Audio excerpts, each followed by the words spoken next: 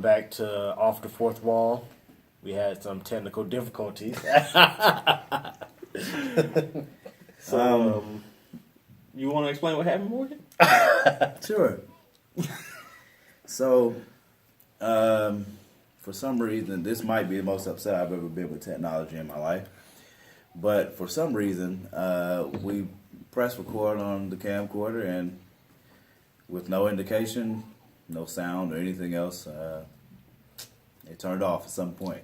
So about a good 30 or 40 minutes into the conversation, Tori had the unction to, for whatever reason, go and check the camera, and it was not working.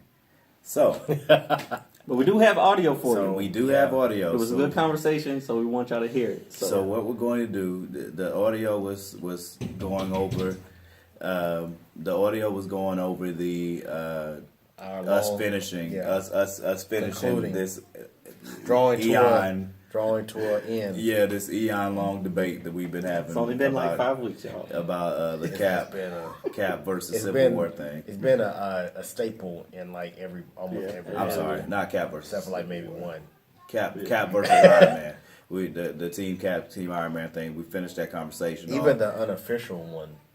We talked about the unofficial start of the podcast. If you listen to all of the podcasts before this, this has been a centerpiece of them for a while in some way, shape, or form. Or we're having a conversation about a different topic that still leads back to that conversation. So we finished that off. So for that part, we have the audio for it, and we'll put that up for you guys, and. From this point forward, our next segment was to go into the treatment with my boy. Well, you can splice in the audio, right? Yeah. Well, then you can just splice in the audio right here. Oh, I can. Yeah. So just take a listen. Yeah. Welcome to Off the Fourth Wall. This is Marquise and René Lee. Morgan Iverson. Danny J. Quick. And welcome back. We're glad to see you guys coming back and listening to us talk about stuff. And today we go hopefully put to rest this ongoing debate we've been having about Captain America Civil War. I'm going to be playing moderator today. You might as well just put that down. Until I'm going to just get it close. Okay. Yeah. See that? Unnecessary. That is the conversation. This ends it. Just want to make sure you guys saw it. All right. That's a conversation? Okay. That's we don't need to talk about anything at this point. We don't. No, we do. I think we do because I'm moderator, but it stands that I'm in the debate between Cap and Iron Man. I'm Iron Man, but since he seems to be the angry one, I'll let him start. I'm not the angry one. I'm the one who's level-headed. Y'all the ones that keep aggressively pursuing me vehemently about being Team Stark for no actual real reason. Is my thing. The last 5 episodes you've been saying you were Team Stark. Why though? You said because Black Panther was on that team first, right? So now that Black Panther went to Team Cap, you should be Team Cap. So you want to argue over whether he's on Team Cap? If it's Team Stark and Team Cap, okay? God, this guy, man. This is the discussion that we were having before the movie, right? Right. You said you were Team Stark. And you were on the side of the Sokovia Agreement. You were talking about before we watched the movie. You said we don't have enough information to know if the Sokovia Agreement is what is right or wrong or whatever.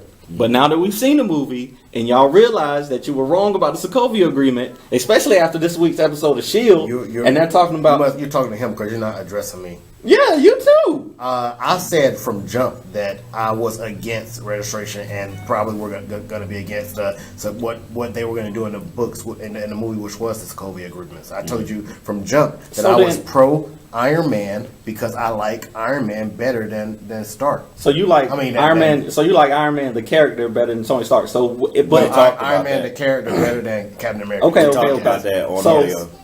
But you do agree that Captain America was in the right in the movie? No. I agree they both were wrong at points. They were both wrong at points. They both had points. But concerning the entire Team Cap, Team Stark movement was based on this movie. Now I understand that you like. They were equally wrong throughout the movie. They were not equally wrong. Yes, they were not equally wrong. Yes, they were. Explain why. Cap was wrong for not telling Tony, but other than that, he did the right thing. The majority of the movie. He was also wrong with not being open to any discussion and without being open. He was open. He was about to sign it. No, he was about to sign the agreement. What are you talking? He was about to sign it. That helps to prove my point that Cap knew that what they were talking about with the Sokovia Agreement was actually the right thing. He just didn't trust whose hands it was in. That's just not the same. no. Like the reason I said I'm Team Black Panther is because when Black Widow talked to this dude about it, when they talked about it before T'Chaka took the stage to get ready to give the speech, when she asked him about it, she said, "So are you kind of into this stuff?" And he said, "Well, I agree with the idea, but I don't agree with the politics." And that's the same thing Captain America is. That's not what he said. That's why he was about to sign it. Said. No, that's why he was about to sign it. He said, "I'm with the theory of it." But Iron Man had to convince the way him that to you're do that. doing it, no. But you cannot start with locking up Scarlet Witch when she's a result of the experimentation. She didn't ask to be who she is. She's a result of what that is, and you starting off the Sokovia agreements with keeping her locked up.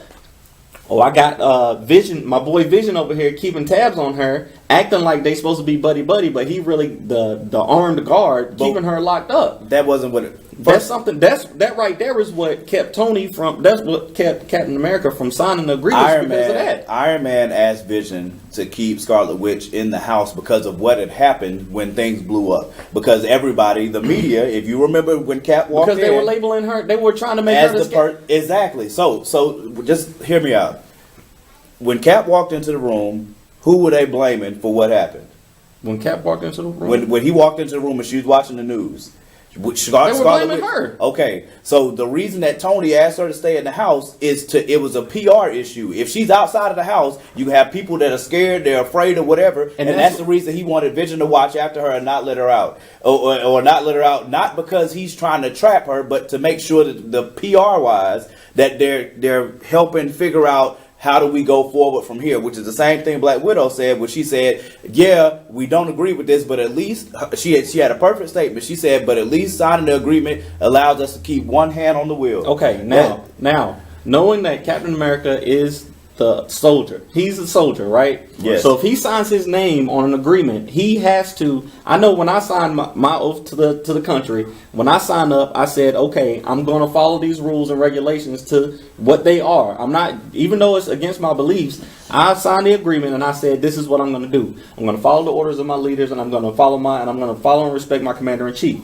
So if Captain America signs on the dotted line and he says, and the agreement, the way it stands is, okay, this is what we need to do. We need to lock up the people who aren't with the agreement, and we need to, shun the people who we think, or whatever. And then we can't go to a certain place unless they deem it necessary. If he were to sign that thing and then just go against it like Stark did, then he would be that's out of his character. So that makes sense that he wouldn't sign it. I'm not sure that's out of his character because Steve told us more than once in the movie. Yeah, he did that in Winter Soldier. He did that. He wasn't a.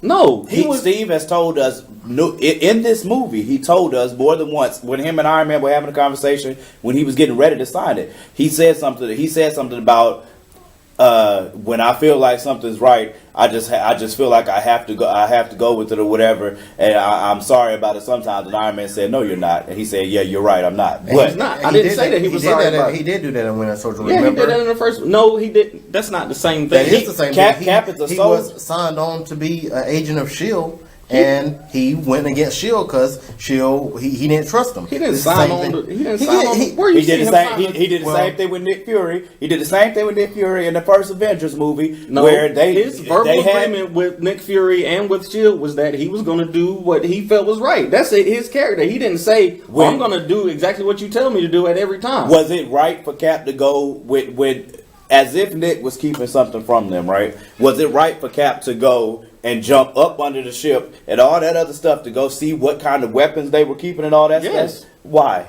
Because he knew that that's the same thing Tony did. He went in there and planted the bug to get that secret. They knew that he was. He's going off the premise what you were saying is that Cap, once he signed being a soldier, if he's signing on with the government, he does what he will do what he thinks is right. I don't see that. He didn't have a written, a stated agreement. You will do this.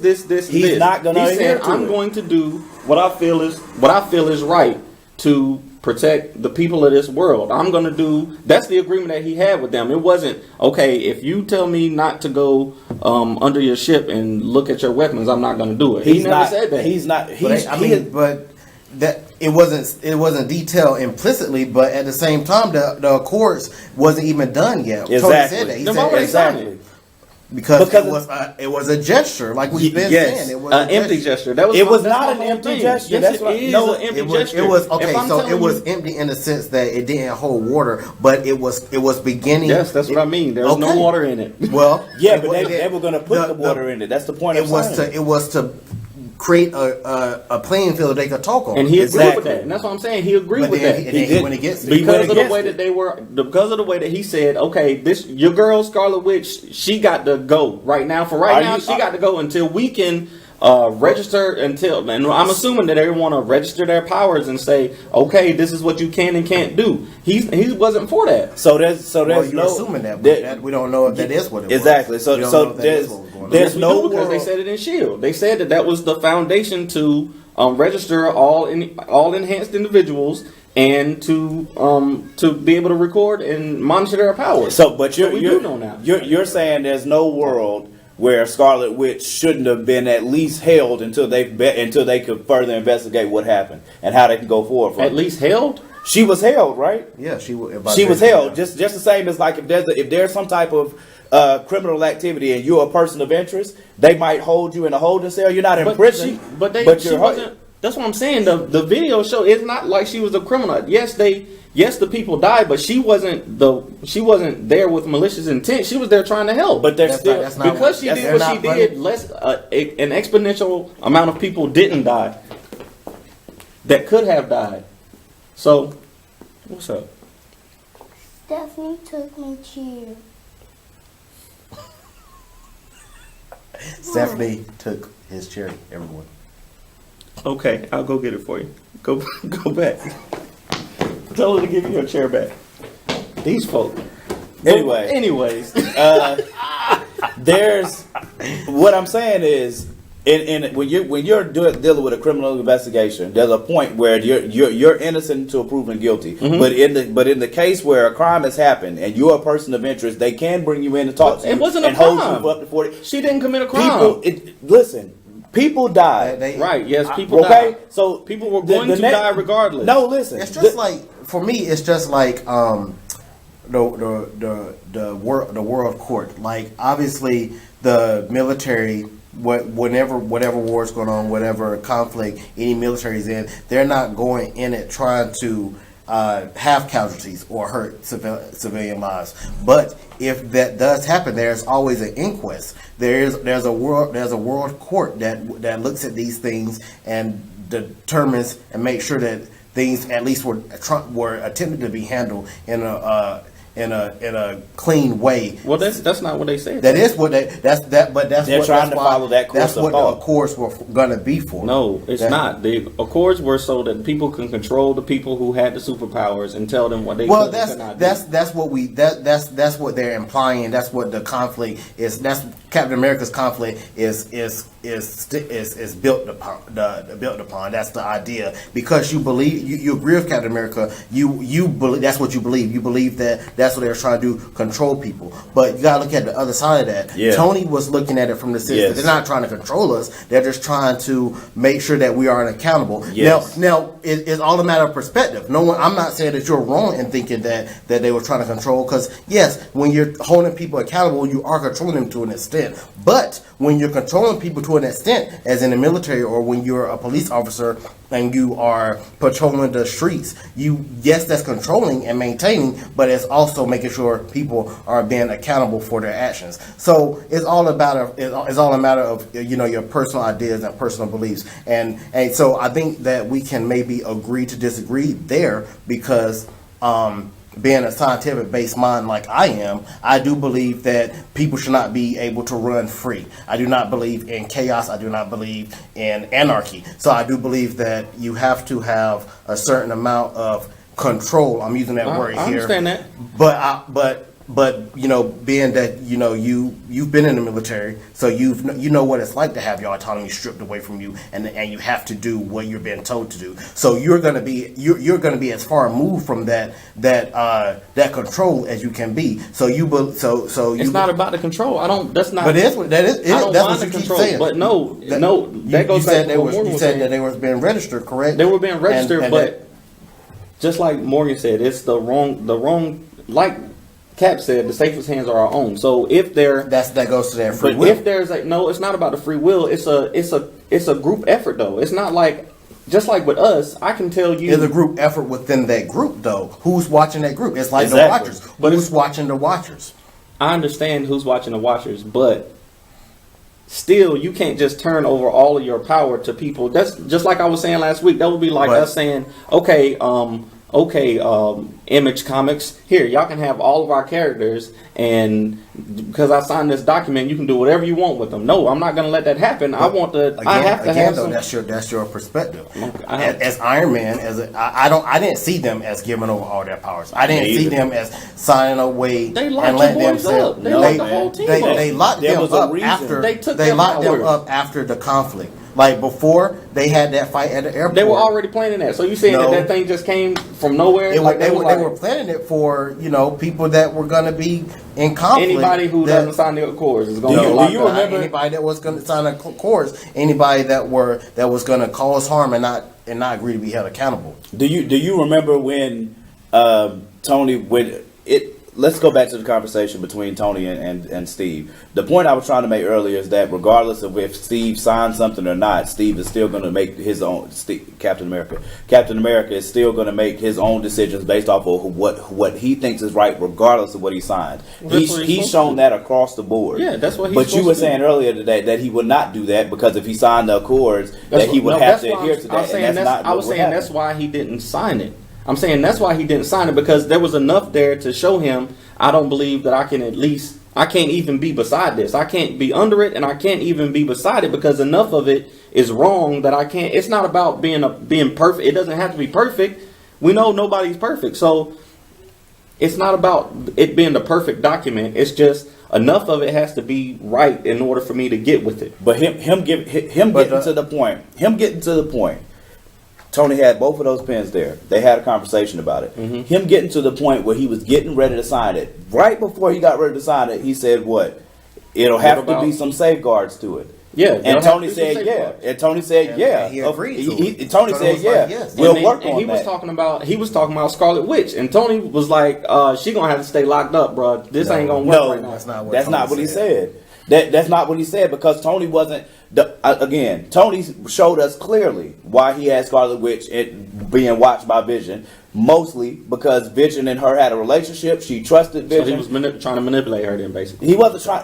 It's a PR thing. That's the same thing Black Widow said. She said we have to give them something, and this was the olive branch. So you believe that she was going to remain there? Period. You don't think that once things calmed down, once the heat was off of them, that she was just going to. I'm not saying that she was going to remain there. Period. But they were literally letting them put her up as the sacrificial lamb. They were letting people think that nobody was saying this wasn't her fault. She was trying to help. Nobody was saying that. The media did that. No, they did say that. That's what I'm saying. Captain America said that. Iron Man said that.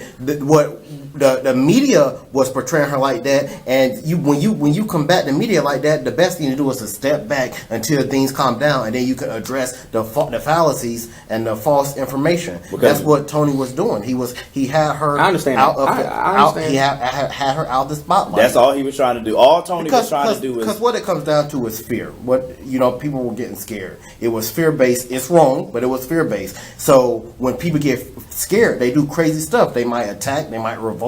He was protecting her while at the same time getting her outside of the spotlight so that things could calm down, simmer down, and they can address it. What happened when she and Hawkeye and Falcon got locked up? That was out of Tony's hands. When they had that fight in the airport, Tony. He was there to bring Cap. They didn't even ask him though. That's the thing. I understand because they went to fight them for the same reason that that Steve went after Bucky because they should have been the ones who went because that makes it at least like somebody right. This is my boy. So I understand like it's they both had their perspectives and I respect Stark's. I'm just more. We have to trust. We have to be able to trust ourselves, especially if we're doing the right thing. Because it kind of goes with the gun control thing. If you got all these laws and you're putting all this stuff out, okay, everybody needs to register their weapon. Okay, the good guys will do that, but the bad guys are apple in a bunch of good apples. We don't know that. Yeah, unlikely, but we don't know that. Well, so all I'm saying is that. Maybe both sides were on the extreme. Maybe Tony was quick to sign, and Cap wasn't willing. In my opinion, Cap wasn't willing to talk. He was okay. No, let me get Bucky. We go stop there. When I get Bucky, make sure he good. Then we can talk about all this stuff. But it was a lot of other stuff going on. I agree. I can agree with that. So maybe, and that's why the conflict was fun to watch because they both were so polarized. And it was a good movie. The whole experience was dope. But I think we can all agree that we are buying our tickets to Wakanda though, because we are all unquestionably Team Black Panther. Yes, definitely. That's correct. So I'm trying to learn the language. I'm trying to be Wakandanese. Wakandanese. Is it just Wakanda? Is it just Wakanda? Is it Wakanda? Yeah. Whatever it is, I'll pass it down to you guys once I get it because I already have a visa. Oh, okay. Yeah. Hey, look. I'm moving there, so I mean, y'all can come visit. Oh, so I can't move there because Jackson's in Ethiopia, but I'll be visiting you soon. I got my vibranium underwear. Oh no! Wow. Why do you need that? What? Wow. It's standard issue in Wakanda. Is it? Because you never know. You never know. I think this could have went too far. I think you just went you crossed all the way over. You never know because if the Skrull come or all I know, Atari, you gotta be ready. Yeah, Thanos showing up. Your mom always said, make sure you wear clean vibranium underwear before you go out. That does make sense. Your mom told it you sounds that? like a proverb. It sounds like a proverb of some sort. My mom might be that bald-headed woman. I don't know. She's a monster. And I would have loved to see them get down. You said that the Black Panther cast is like 90% black already? Yes, they said that. They said so far it's like 90% African American. And they're talking about getting Michael B. He's. I think it's official. If he plays a villain, that'll be dope. I think he's officially in. Or he might play.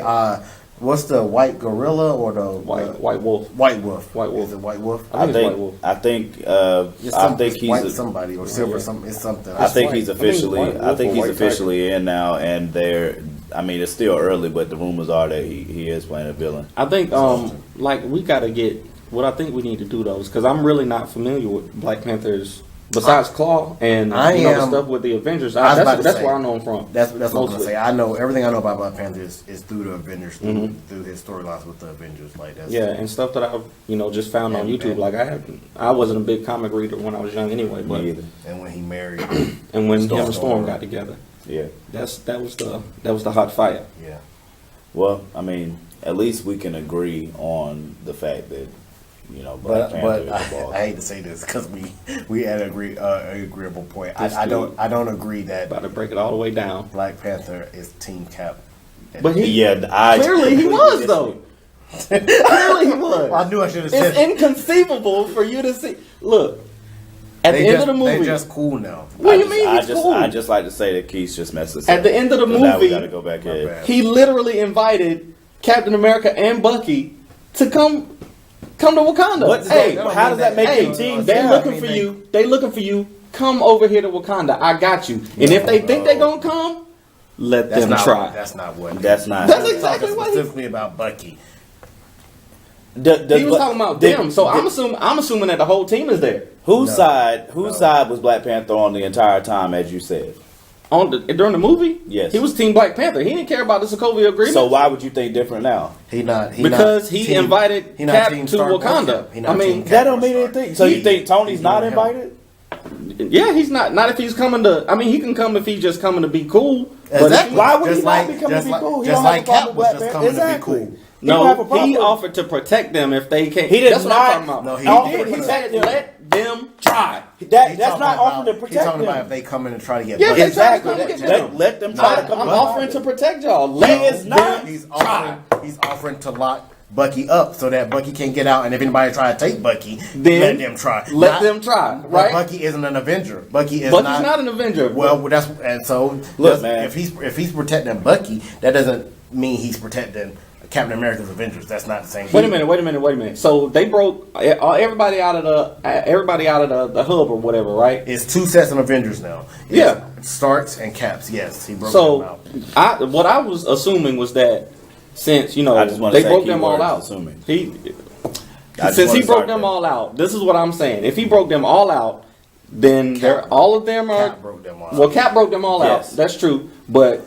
If him and Bucky are there, why wouldn't the rest of the team? They might be there. They're not staying there. They're there to drop Bucky off, so that and then where they gonna go? They probably and this is my. They're gonna use it as their base of operation. No, Wakanda. this is my. Why? No. Where else they gonna go? What? The whole world is looking for them, except for Wakanda. And they're not gonna find them. We know Cap and them. They're gonna find them. They're gonna find them. But they're not going to be in Wakanda though, because I think where they're going to, do you know about the Secret Avengers in the comics? Yeah. I think that's who they're going to be. I think they're going to be the Secret Avengers. They're not going to. But based out of Wakanda though. Not based out of Wakanda because Black Panther isn't. But it makes the most sense because you saw Cap drop the shield. He said, "I don't look. You're right. That's your dad's. That belonged to your father. Yeah. I dropped that. Who can get him another shield?" He can, but that don't they mean got plenty of vibranium laying around in Wakanda. They do, but you're jumping. That doesn't mean they're going to be based in Wakanda. He can supply him with a new shield with vibranium. I still don't understand. Black Panther got all the money. He got more money than Tony Stark ever had. He got the technology. And we just messed everything up, man. We was cool. But how does that happen? Black Panther could give him all the money, all the vibranium in the world. That don't mean that when it's time to go to a mission, Black Panther gonna be like, okay, let me suit up. No. I'm not saying that he would say let them suit up, but I'm saying he offered to protect them if people were coming. If people wanted to come get them, Bucky. That's what I'm saying. I don't know how you made the leap. You're making so he said that he would protect. He would keep Bucky safe. Yes, he would keep Bucky safe. All Cap said was, so that's protection. That's protecting Bucky, but not Cap and the Avengers. I'm not even going that far to say he's protecting Bucky. All that happened, all that was said was, let them come. Cap said, they're coming for you, right? And then all he said was, let them try. And who did Cap say? They're coming for who? You. Let them try. His answer was, I'm going to defend me and this country, which is his responsibility as the king. If Cap and Bucky are there, if you get the protection just because you're here, fine. But his obligation is not to Cap and Bucky. Maybe I heard it wrong then. Maybe I heard it wrong. And because I'll go see it the third time. Yeah. Because I thought, from what I heard, I thought he was saying, with us here, they're going to try to come and get us. Because that makes sense. I don't see why they would be after Black Panther. Why would they be after Black Panther? They don't have no reason to be after him. Then you have to ask unless they just want him to you have to ask yourself why they will be coming after. How do they know that they're in Wakanda? Well, I'm saying unless Black Panther put up a billboard. I'm saying they will be looking. Tony Stark is. Yeah, but how would that end in? How would that end in them knowing that they're there? That's what I'm saying. To me, we're making too many assumptions. Okay. All I know is Cap said something, and he said something, and all his response was, let them try. But it was not, let them try. I will protect you, my brother. That's offering protection. Let them try to come. The face that he was making was, let them. It was trail face. The face that he was making is because I'm the king of Wakanda. I've taken this over. I am the next Black Panther that's been after generation after generation after generation. I'm going to protect this land. Those 11 Wakandans died. He held it down and went to war. You're making assumptions. He might not even want to be king. He ain't say nothing about wanting to be king. It ain't about you wanting to be king. Yes. He already knows he is. Well, I mean, he got a sister. Shuri. But he's already stepped into the role. He already made that clear to us. He put the ring on. Yeah, you're right, he did. Golly. You're right, he did. You trying to make this more difficult than it has to be. Because you make it, all right. No, I'm not. At least, I'm going off of base. At least we know. What at least we know that when Black Panther come out, we're going to see it probably every night for the first week. I'm going to see that movie. I'm about that life. Probably 5 times. All the money. I'll be there. I'll be there Thursday night, Friday night, Saturday night at the least. Hollywood is going to be jumping for black superheroes. They're going to be like, wait a minute. To make movies about. Hold on, where's Facebook? I can't. I wonder. I just wonder, what other black superheroes there are out there that could have a comic book movie We're made going to about get there. them. We just got to be patient. I mean, I we just got to be patient. I wonder who else can we'll get there. fill that role. All right, so now that happened, we are proud to go into our weekly treatment section. If you've been following us, you know we like to do this section that we call the treatment, where we talk about one of our characters. And this week we're going to do Black Scorpion. We did a treatment with Black Scorpion before, but it was in the podcast. So those of you who listen to the podcast, we got some new questions, some harder questions, since those questions were so easy for Marquise. So the creator of Black Scorpion is René Lee, and he wrote a novel, Black Scorpion Origins, and Black Scorpion is also going to be featured in the upcoming Annihilation Day graphic novel. It's a graphic novel now, y'all. It's gonna have to be. It's a graphic novel now, y'all. Yeah. It has So we just got some questions to see if the character Black Scorpion can stand up to the treatment. You want to start, or you want me to start? I'll start. So, right off the bat, I'm still hurt. Black Scorpion wakes up and he's plummeting from the sky at terminal velocity. Mm-hmm. He has no parachute, and he does not have his seat to catch him. Mm-hmm. How would he survive the fall? How high is he? He's just falling from the upper. He's way up. He's got time to think, but he doesn't have much time. And it's solid ground. Solid ground. He's not over a lake of water, or not over a body of water. He's over the middle of nothing. He's over the Vegas City desert. He'll probably try to spin around as fast as he can to disrupt the G-force, to keep it to break up the friction that he's coming in contact with as he's in the air as he's going down. If he can break it up at enough of a magnitude, then it'll cushion his fall before he hit the ground, hoping that his increased endoskeleton can withstand some of that blast. He'll probably be knocked out unconscious, but he will survive. He will survive. Okay. All right. All right. Let's see. What area of Black Scorpion's character do you feel like grows the most over the course of what you have mapped out so far for the character? Just written, or what I have mapped out? What you have mapped out.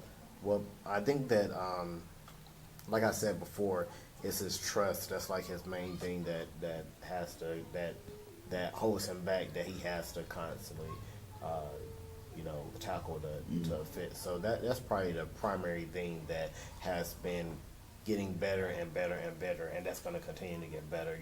Land more people in his life, whether it's through Alex or whether it's through Black Scorpion, and just learning to trust and to not be so guarded and shielded. What he does is he makes himself alone when he doesn't have to be. Well, do you think Black Scorpion ever have a real sidekick? Like, will he have a partner or somebody that he trusts enough to go out regularly on missions with? Reluctantly, yes. Mm-hmm. So that's where the second one begins. And actually, you see the beginnings of that in Annihilation Day with his son, Marcus Mason, becoming Black Flame. So Black Flame is going to be a sidekick? He will be his sidekick. Reluctantly. Obviously that's his son. He doesn't. Mm-hmm. He knows what he do when he go out. He knows the dangers that he face, and he does it knowing that it's a choice, but at the same time it's his responsibility. And he doesn't want Marcus in that, but he also knows that Marcus is going to do him. Marcus is intelligent, and with intelligence comes a bit of confidence. And so if Marcus feels like this is what he wants to do and that he can do it, he's going to do it. So he's going to have to come to grips with that and make the decision that, okay, I'd rather him do this with me so I can help protect him and guide him than him doing it by himself and possibly getting hurt. Okay. So that's what their relationship. But later down the line, like I said, as he starts building trust and his team will begin to grow and not just his background team like the Oracle and his brother, but also other members that will join his outside, his direct team that he's out fighting crime with. Okay, cool. Well, you already answered I was going to ask you why doesn't he want Marcus to follow in his footsteps? But you already answered that. So, Morgan, you got one? With our Indiegogo coming up for Annihilation Day, can you tell us what leads Black Scorpion up to that point? I can. So, the main villain of Annihilation Day is the Troll. You first see the Troll in Black Scorpion Origins as a result of the timeline being disrupted from Marcus and his younger siblings coming in the past to re-engage Alice as Black Scorpion. So there's some dialogue in the novel where Marcus, being from the future, he knows all about Black Scorpion's villains. He knows all about his different conflicts before he retired and then comes out of retirement, except for one, and that is the Troll. And he doesn't know why he doesn't know the Troll, and that's because disrupting the timeline actually releases the Troll, and he runs amok. And so because of that, he makes Black Scorpion comes out of retirement sooner, which is what he wanted in the first place. So but also now it's this new, more powerful threat than Black Scorpion's familiar with in the normal timeline. So that's where the Troll comes from. Now, how that leads up to Annihilation Day is towards the end of my book, you learn about the scientist, and that's the Black Scorpion's main villain. You learn about the scientist, and you learn about his many research, his many experiments, and one of them is with these 12 artifacts and this power source that they can generate. That power source he's been studying, and that's gonna branch off into one story, and it has repercussions him releasing it. But the Troll absorbs those powers, steals them from him, and goes on like this crazy rampage. And now he has the ability to do things that we don't want him to do. Mm. And Black Scorpion goes after him, but he's different now. And Black Scorpion can't come. Black Scorpion at this point doesn't have any too many. He has mystical imbued weapons, but he's not he doesn't shoot energy or nothing like that. He's a very physical contact type of fighter, and he just can't see. He can't see him. He can't see the Troll. So he's going to reluctantly, again, he has trust issues. He's reluctantly going to find someone to help, and the only other person in our universe that he's met that he can think that could help him is Ace Blade, and so going to get help from Ace Blade leads us into Annihilation Day. Okay. I'm about to put you to the test. Can you name the 12 artifacts that you were talking about? I cannot, because they're not named. You named a couple of them. I named a couple of them, but I haven't named all. You haven't named all 12. So yes. You don't have a secret list. Nope, I do not have a secret list, because the 12 artifacts will become important in the second novel. Okay. All right. But some of the names also I'm a big fan of history, and a lot of the artifacts are named after actual things that you could go to the museum and see today. Mm-hmm. Like one of them is the sword of Ingenue, mm-hmm. which is that was Charlemagne's sword. Not Charlemagne the god. Not Charlemagne the god. Not that one. Not the Breakfast Club. The Holy Roman Emperor. Oh, you're talking about Charlemagne. Okay, yeah, the Holy Roman. Charles the Great is what Charlemagne translates to. I was about to say, I don't remember that episode. I've never seen that one either. So, and then you have the Spear or Longinus. Spear of Destiny. Yep. Mm-hmm. And then you have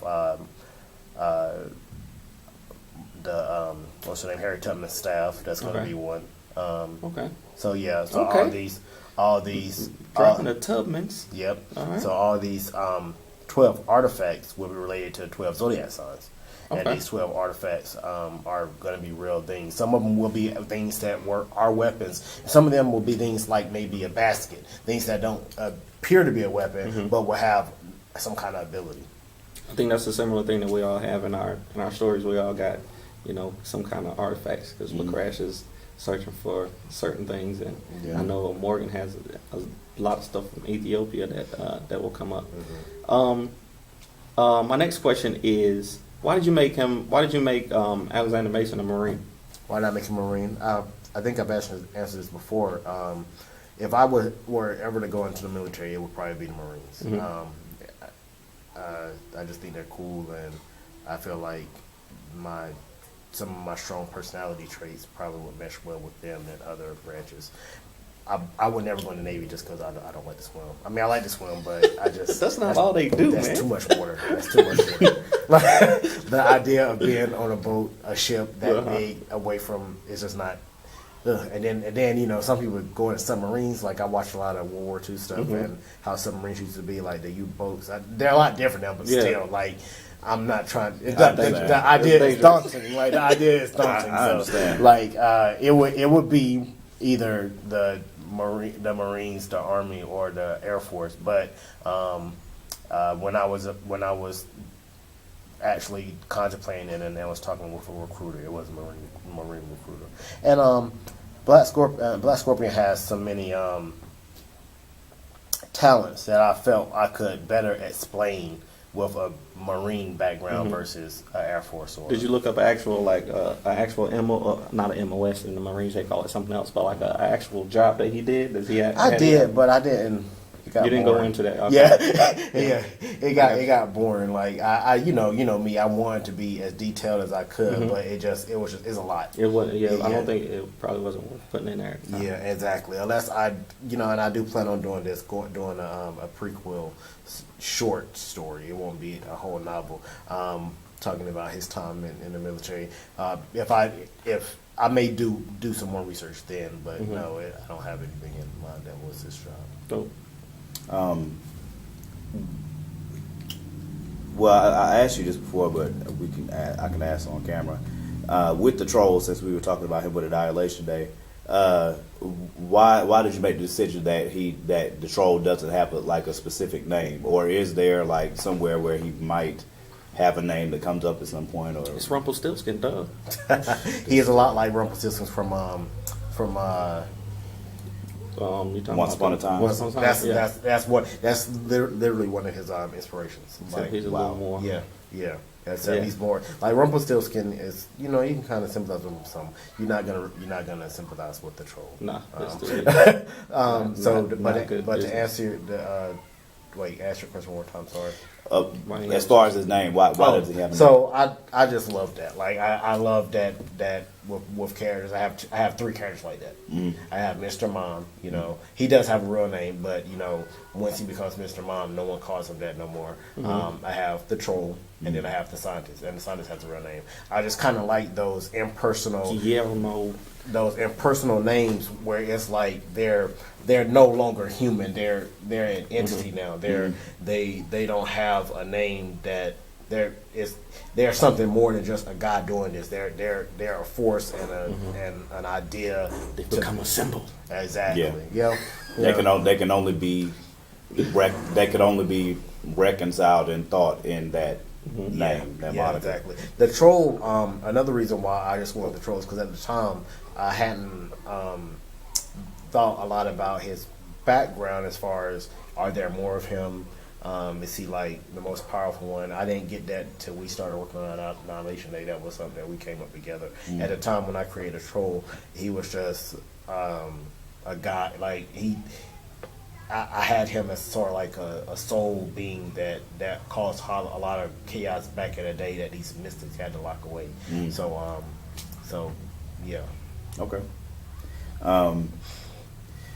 Why do you believe with as many comic heroes that are out there, why do you believe that people should choose to follow Black Scorpion's story? I think people should choose to follow Black Scorpion's story because he's a black guy. He's an African American character, and he's portrayed differently. I guess you know, the way society sees black men is, you know, we're these angry. We're these angry, like unintelligent beings. You know, like we have a lot of rage. We're athletic. You know, we don't carry these same traits as, say, a Captain America or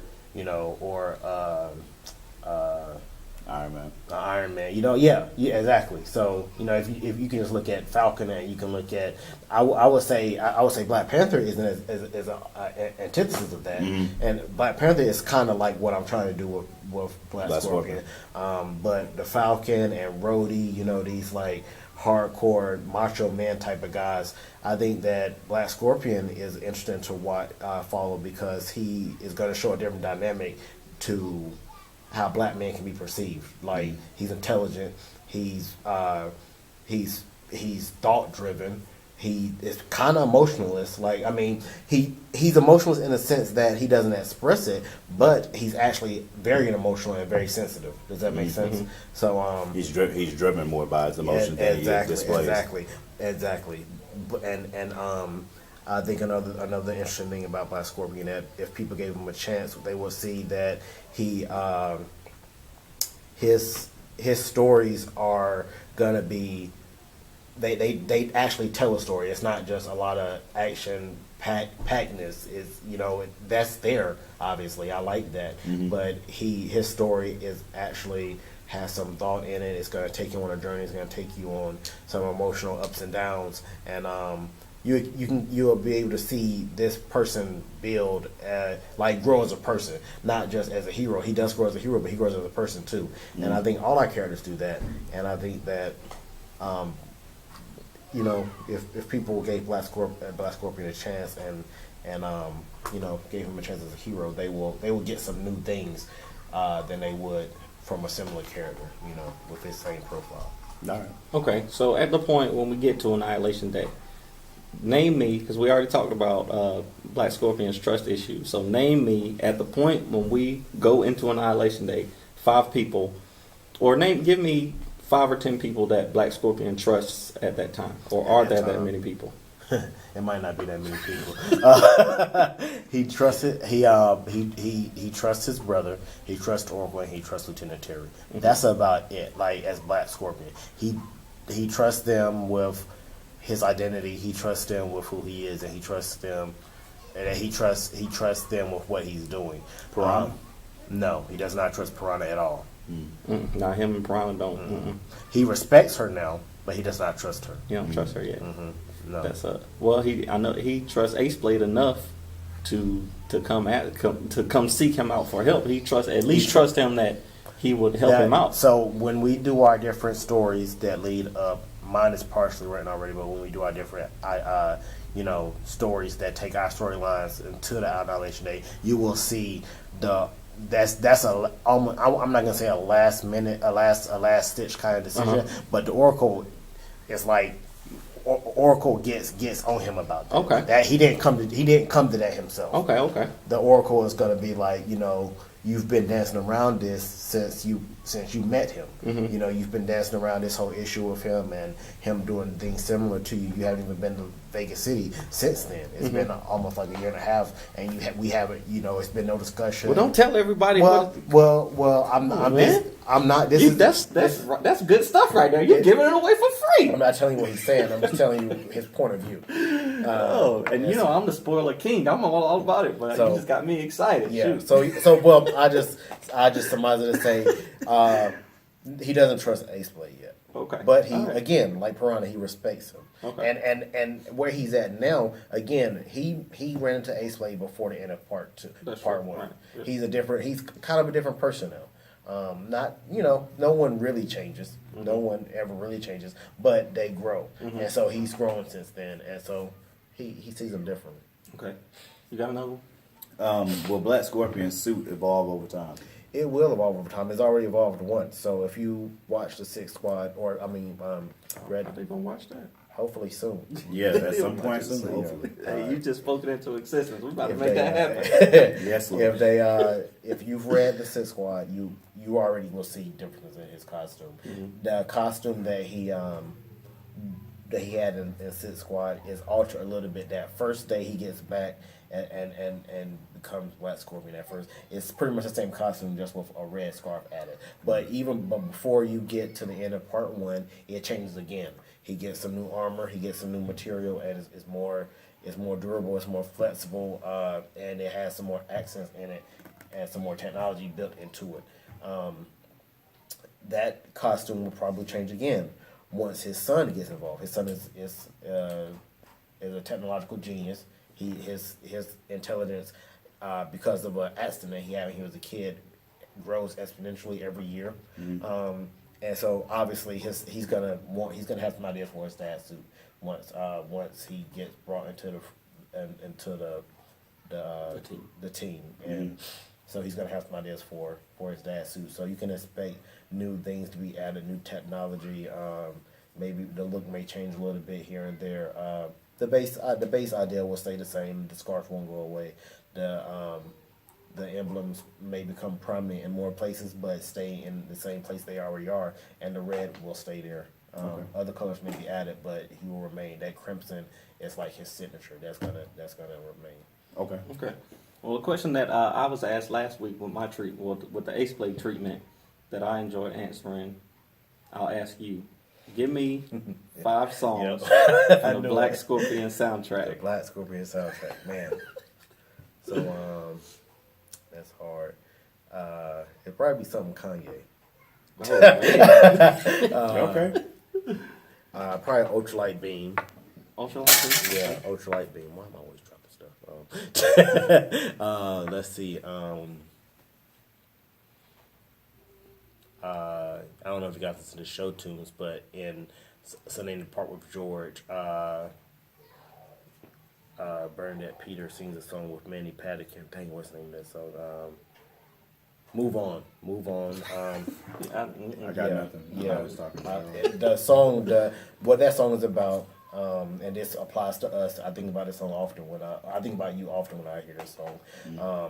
The Sunday in the Park with George is about this artist who has he spends his whole life working on one piece of art, and it's a real piece of art that Stephen Sondheim was inspired by, and he spends his whole life working on this one piece of art to the point where his mistress leaves him, and he's just left by himself and dies alone. And his whole life he makes one piece, and he dies poor. But when he dies, the art takes over. I mean, the art booms, and so that's the first act. The second act, his grandson, when his mistress left, she was pregnant, and his grandson grows up in America and ends up doing the same thing and creates this new piece of art, and he gets kind of like mixed reviews on it, and so he wants to give up because he feels like he can't make anything new, and that his stuff isn't original.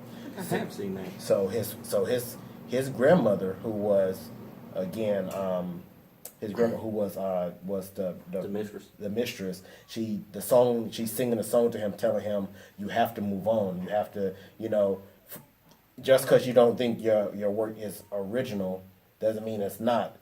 People are going to judge your work either way. So let them judge it. If you think it's original, if you think you like it, if this is how you express yourself, don't care about how much similar it is to someone else's work. Tell them. It's unique to you. It's unique because you did it. It's pretty much what the song is saying. Tell them. So two people can make the same cake, follow the recipe exactly the same, but yours is going to be different than that person's because you did it. And so that's what the song is about. Not staying in the same spot just because you want to be unique, just because you're spending all your time trying to, make sure you do things perfect. You have to just keep moving. So that song applies to Black Scorpion because he's very methodical, just like me. Like, he wants to make sure that he does things right the first time, but in doing that, you stagnate yourself and you never move on to step 2. I agree. Yeah, and so that song will be on there. It probably, now I think about it, probably be a lot of show tunes on there. Being that I love theater, but like I said, I got to list all 5. You gotta get at least 5, bro. I gotta get it. Okay, so come on, that's Ultralight Beam, Move On. For some reason, Lenny Kravitz pops in my head. American Woman. His rendition of American Woman. I don't know why that. I think it's just. I think the mood. I think the mood pop. I can see. You need to tell us about Black Scorpion. I can see Black Scorpion playing that song. And because I write my book like a movie. Is this an HB2 situation? I can see him trying to figure out which bathroom he wants to use. I didn't know which bathroom. I can see him playing. That's all. American Woman on his way from when he gets back as a Marine on his way to like American Woman. Yeah.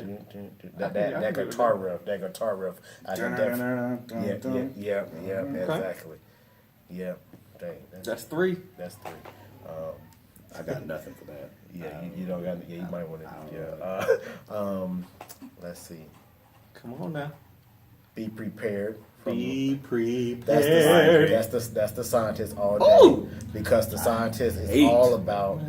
He's all about getting what gets him to that point is he feels like he's not getting what he deserves. You know, so I'm gonna take it. I'm gonna take it, and I'm gonna bring my henchman Nefertiti along with me. Be prepared about this. That's a good one. That guy. That's a good one. Yeah, well, that's not good. I don't know what's up with Nefertiti. She can take over. Yeah, Nefertiti. I love Nefertiti. Me too. Tiffany designed Nefertiti a little bit. Oh yeah. I don't like the scientist. You know, like scientist. And I got one more. You got one more. Give me another Kanye track. Another Kanye track. Black bodies. No. Dang. It'll come to you later. Let me give you my last question. Yeah. All right. So, chapter 14, Hot December with Plasma, and chapter 23 with Hazmat were two of my when I read those two chapters, it kind of took me to Saturday morning cartoons. Like it was. I enjoyed reading them because it seemed like something that I could see in a Saturday morning cartoon. You know, just like Batman or somebody that Batman or Superman would go through. What inspired you with those two specific chapters? Exactly that. So I love villains. I want Black Scorpion to be I want him to be the character in our universe with the Rogues Gallery. I want him to be the character like Batman that has like all these crazy different villains with these different powers, and it's like, okay, you can't do but so much. How you gonna fight these people? Right. Plasma in particular is kind of what I did with her. So I love chemistry. I mean, I've said that before. So and it's funny because I've had a tough time explaining this character to my artists and to just anybody. She is plasma energy, which is the fourth state of matter. So you have gas, liquid, solid, and then you have ionized gas, which is plasma. That's usually what the core of the sun is. We know what plasma is. You know what plasma is? I guess you're explaining it. Yeah. A lot of people don't know what plasma is. A lot of people don't know what plasma is. And so that's, if you know about ionized gas, it burns like 10,000 degrees Kelvin. Extremely hot. So hot fire. So that's I thought about one thing up until that point when I made her. I wanted to create a character. What could he not defend against? His armor isn't gonna hold up against that. He doesn't walk around with cobalt steel, something that it's gonna take. Even if it doesn't melt, it will scald him. He's enhanced, but he's still human. His skin is gonna get scalded. She can 10,000 degree heat. Kelvin. That's even worse. Yeah. So and then someone that can fly. He can't fly. Someone that can become intangible, turn into a gas at will. So I want that. I was kind of testing myself. And then on top of that, someone that doesn't really have any goal. Like she doesn't. She's not chaos, but at the same time, she just wants to. She's a valley girl. I've told you about when you read her, she talks with a valley girl type of speech. She just wants to have fun. Girls just want to have fun. That's her whole thing. Like exactly. That's just her whole. That's her whole thing. I don't have a choice. It's like something that I have. It's like a trick that I do when I hear you just gotta sing lyrics. I have to sing it. I don't know why. Hazmat though. That's the one. If you haven't read the Black Scorpion novel, like literally, she was hitching a ride. Yeah, so she has she has your stereotypical superhero or villain beginning. Transformation. Yes, exactly. And she actually was. I made her as a villain for Lieutenant Terry. So Lieutenant Terry. Actually, I didn't even. I outline all my chapters beforehand before I write them. That's the one chapter. That's one of the only chapters in the book that I didn't outline. My wife Tiffany, she outlined that chapter. She wanted to show the other side of Lieutenant Terry, the family woman, and to show her past. So when you meet Hazmat's background, how she gets to the point of being Hazmat. Her name is Charlene. She goes by Charlie. How she gets to that point.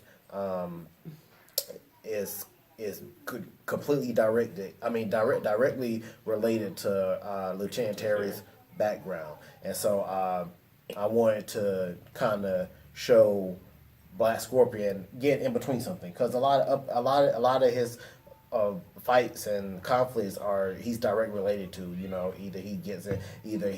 He's there whenever it happens, or he's going after. This one, he gets called in. This is one of the only times Lieutenant Terry is like, I need your help, instead of you out here doing stuff and I'm helping you.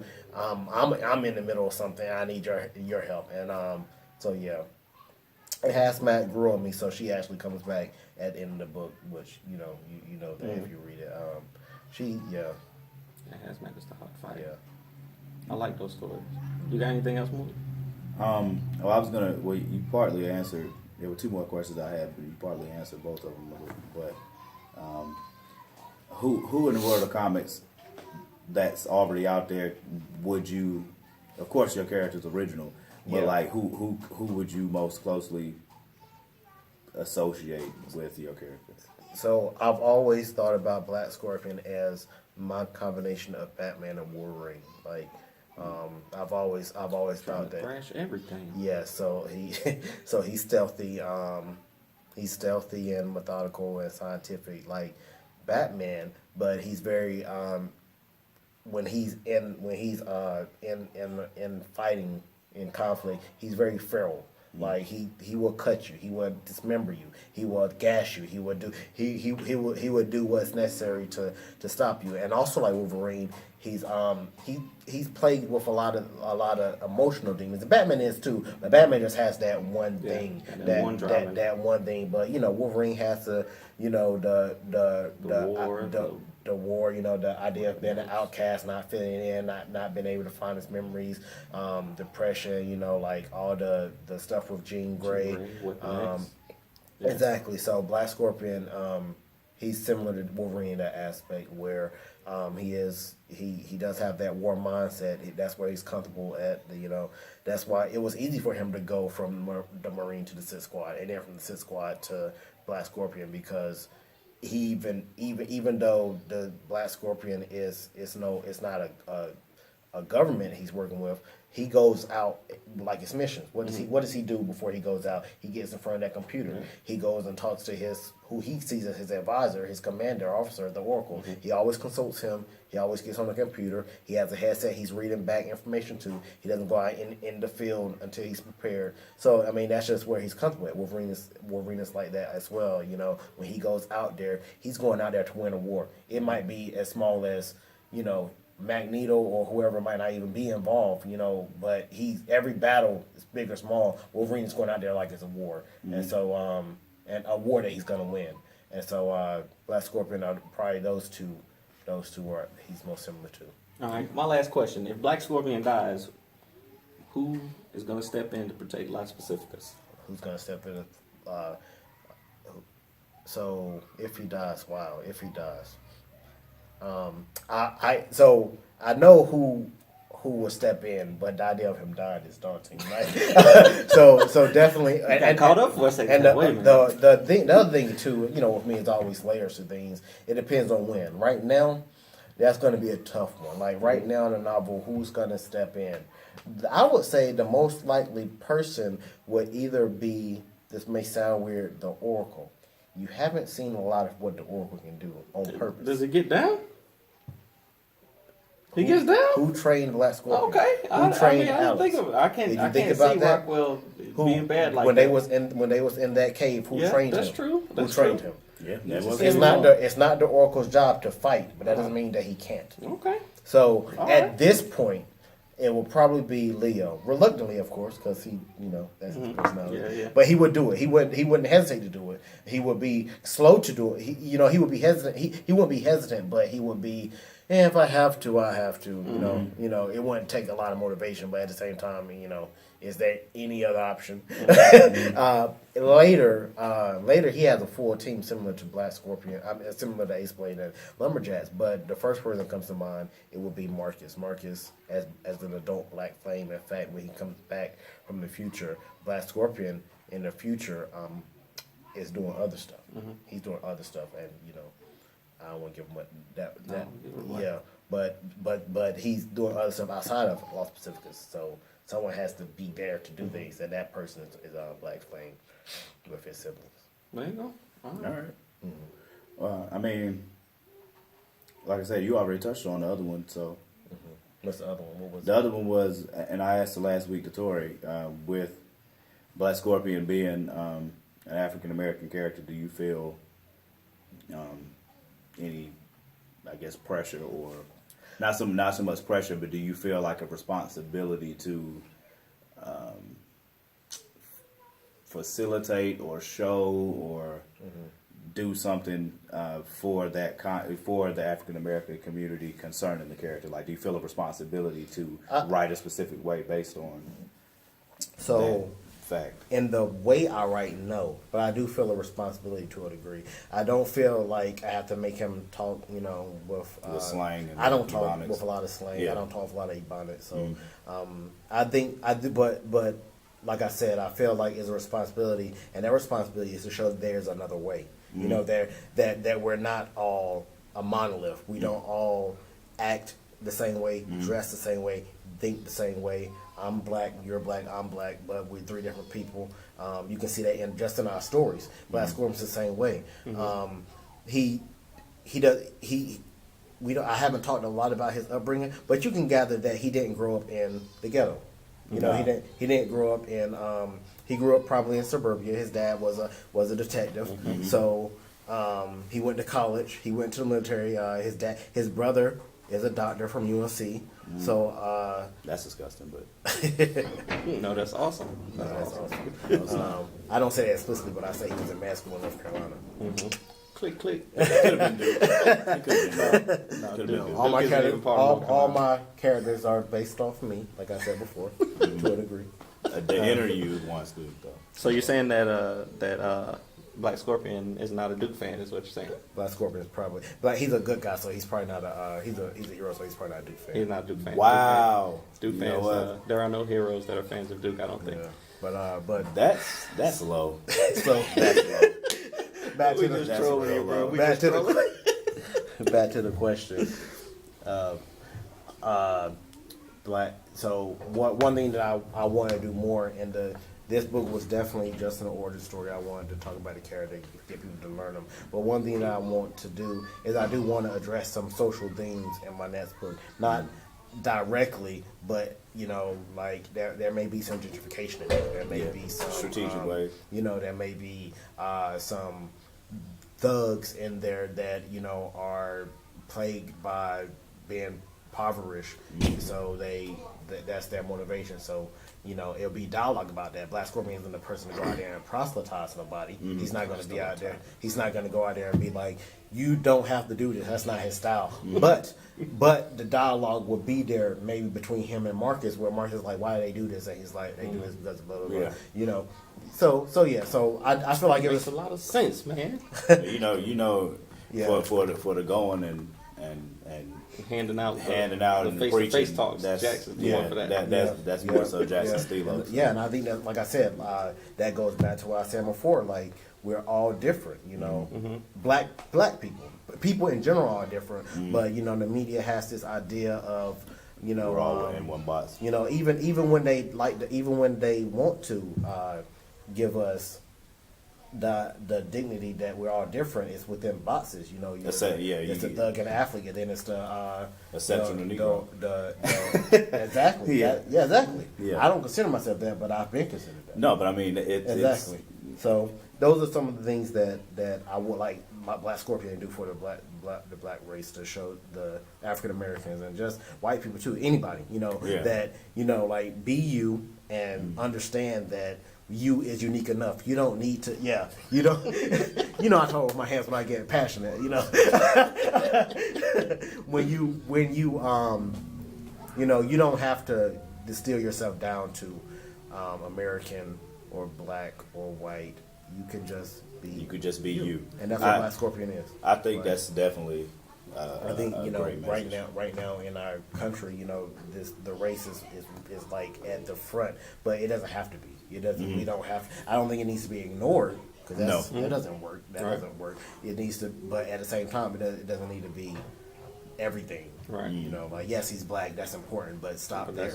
Stop Yeah, there. it doesn't have to go as deep, but also people that are experiencing the story don't have to see it in that see it in that way and say, oh, he's black, I'm not interested. That's you know that's because that's I think honestly on both sides that's one of the things that happens is you know that's also one of the things that makes our company as a whole unique is that our pillar characters are black characters, but you would hope that the market that's receiving the stories is doing exactly that, receiving the stories and not so much their color. And like Tori mentioned several times is, you know, yes, we have maybe more black characters, but we have a lot of diverse characters. Yes, too. we do. I mean, Piranha is going to be really important to the Black Scorpion story. Well, she's important And now. from a lot You of just don't places. know it. She's important to the story now. You just don't know it.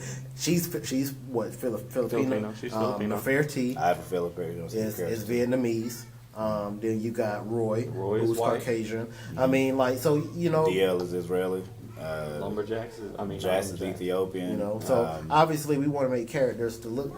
You know, we want to make characters to look like us, just like anybody. But that doesn't mean that I can't make characters that I don't resonate with that may look different. That's one of the things I'm excited about with the universe as a whole is that The diversity. once people see how it's extremely diverse, and they're not in minor roles. You know, Exactly. like The scientist is South American. No, Yeah. he's South American. Yeah, you can't. I said he was. Malvado. He's Spanish. You said he was He's from Spain. Sorry. Spain. Yeah. Triumph European, Triumph is Filipino. De Maurier is Creole. Well, Creole still, you know. But that's again. Irish. I like that. I love Gutshot's Irish. I like Gutshot. He doesn't look like an Irish dude. Yeah, he's just a big, huge. burly dude. Totem is We had talked about Totem. I don't know about that. I'm still. Anyways, what you mean? So we Yeah, we're good. I think we did a good job with the treatment. Yeah. But talking about the diversity, I guess we can go into Annihilation Day because it does show. Annihilation Day, for those of you who don't know, is our next big project that we're working on. We got like we said, this novel that Marquise wrote, Black Scorpion, ends at a point. My Ace Blade novel and Morgan's novel, Lumberjacks, all end at a point. And then in the comics, King Supreme starts and then leads directly into Annihilation Day. So Annihilation Day is the first time that all of our characters actually come together. They all, have met each other in their respective books and in short stories and on the stories that we do in the Wattpad. But this will be our first published project that they all come together for a common goal. So, in talking about diversity, do y'all think that it'll be a problem, like selling this book because, it's 3 black guys on the cover? I mean, well, King Supreme is there, but, Mystic is there, Black Scorpion, Lumberjacks. There, when you start the book, those are the 3 characters. Yeah. I know we got, Brawn and Velocity, they come in, and Jewel comes in, she's Asian, and Brawn and Velocity are Caucasian. But the main 3 characters are, are black until King Supreme comes in. Yeah. So do y'all ever worry about that being an issue? I'd say if they haven't read Black Scorpion's novel, they're not gonna know Black Scorpion's black. Oh, that's true. I mean, you can't. Yeah, you can't. Jax is absolutely. Jax is absolutely black. Yeah. But I mean, I can't say that I don't think about that just because of honestly the country that we live in. And I think you have, to be honest, you have ignorant portions of the country, and then you have people that are past the ignorance, and I think we're in an age now, and I think how people are receiving Black Panther in the Marvel Universe is helping to show that we're in an age now where people aren't as, the percentage of people that are ignorant, ignorant enough to make that decision.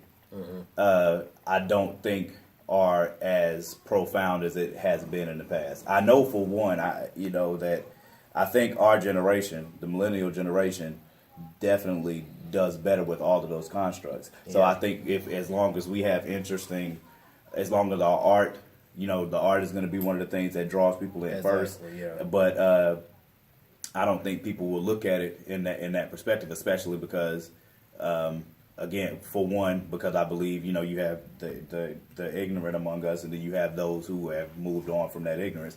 And I think, especially honestly, I mean, I know you remember from the convention last year, we're received equally. You know what I'm saying? And that's one of the things that I truly thank the people that we interact with for, is because that I've not seen that be a large problem. See, I think what we're doing is good because there's really not. I mean, there are people who are doing similar things, but really not to the scope. Not to the scope that we're doing it. There are people, because I follow indie comics. I know Jaquez. I know there are people who are doing similar things with connected universes and stuff like that, but not with superheroes and interconnecting the stories. Not in the way that we're doing it. Not the way that we're doing it. So when people hear about it, they're like, oh shoot, this is something new. Y'all have now that we about to have 3 novels out. We got 2 we got now that we have enough stuff out, people are like, oh wait a minute. So y'all are I think when people get in front of it and see it, that the fact that we're black, it just doesn't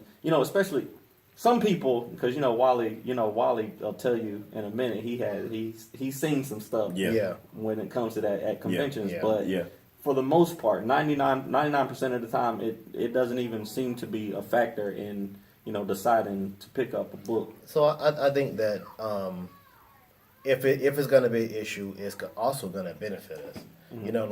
Let me say that first. So if there are those that are not going to buy our product or deal with us because strictly based on that, it's going to be the same amount of people that's going to do the same thing because.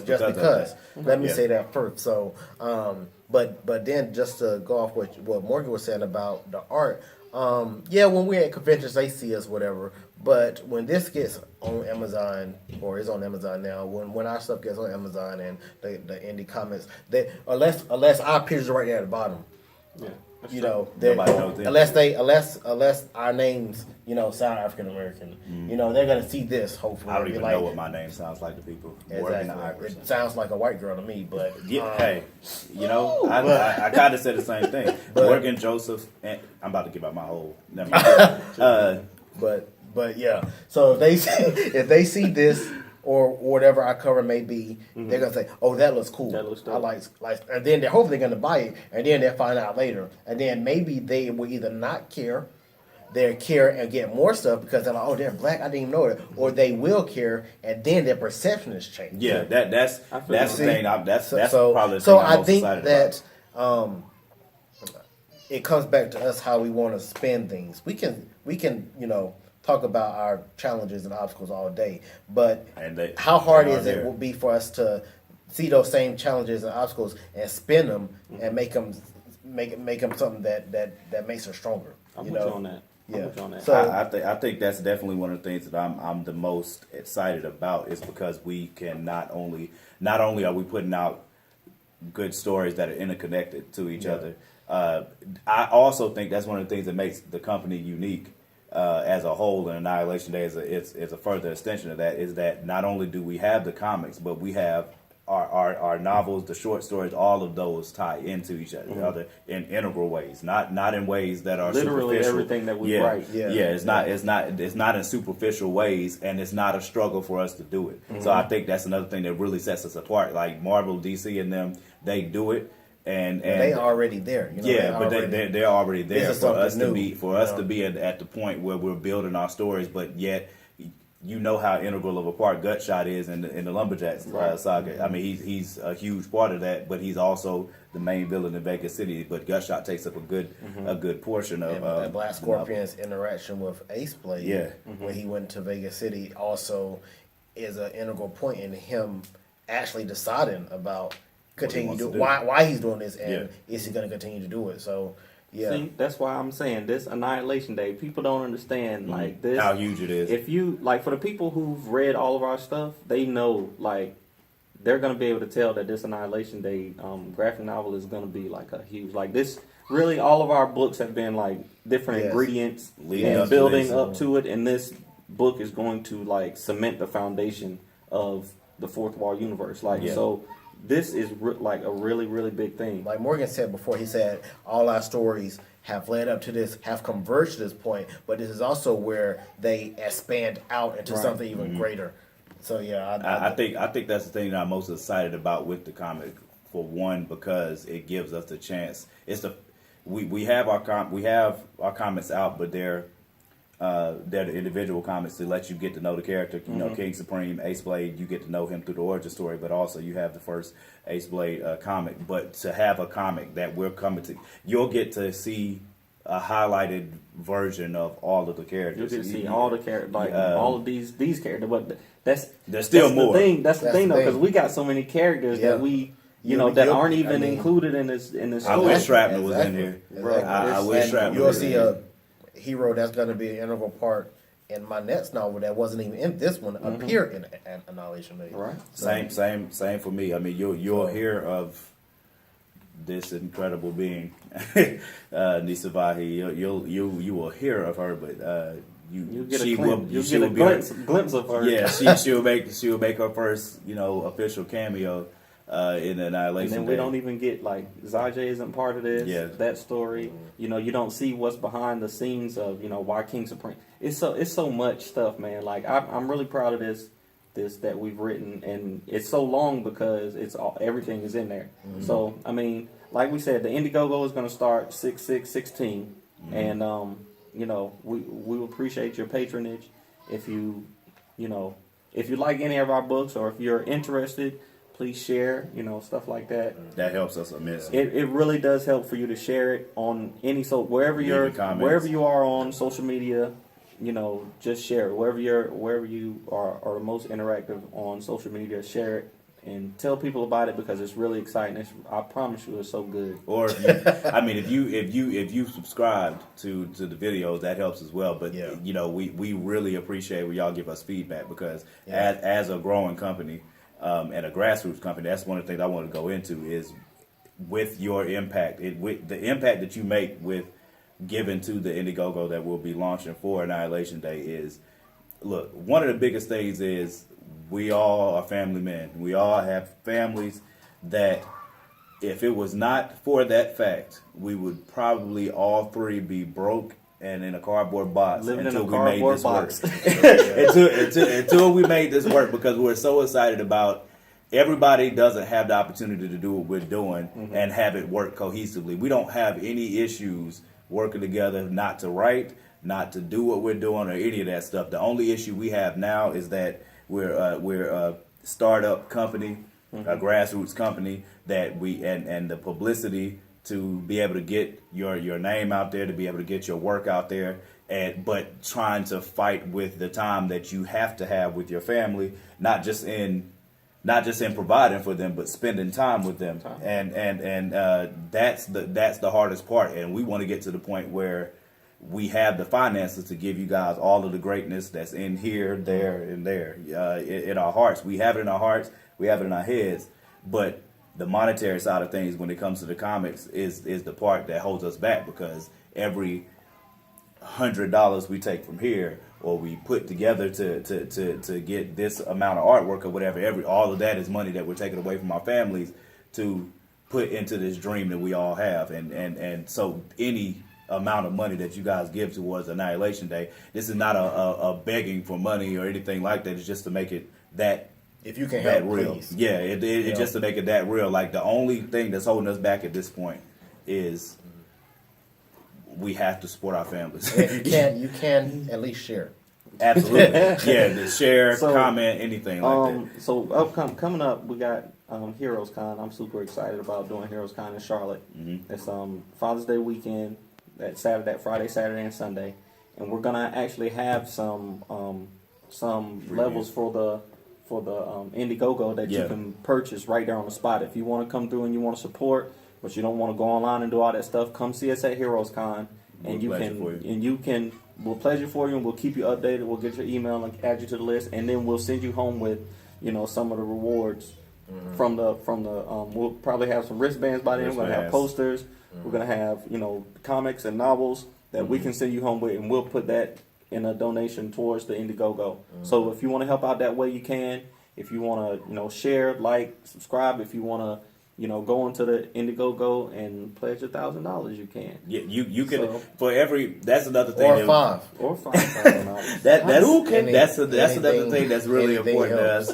That's another thing that's really important to us with the Indiegogo is making sure we're giving y'all rewards that are worthy of what you've given. So for the things that we have set up for the rewards, it will be directly connected to the rewards that you get online. So if you want to walk away with a wristband, you'll also be able to you'll be able to secure that you're getting your comic as soon as it comes out.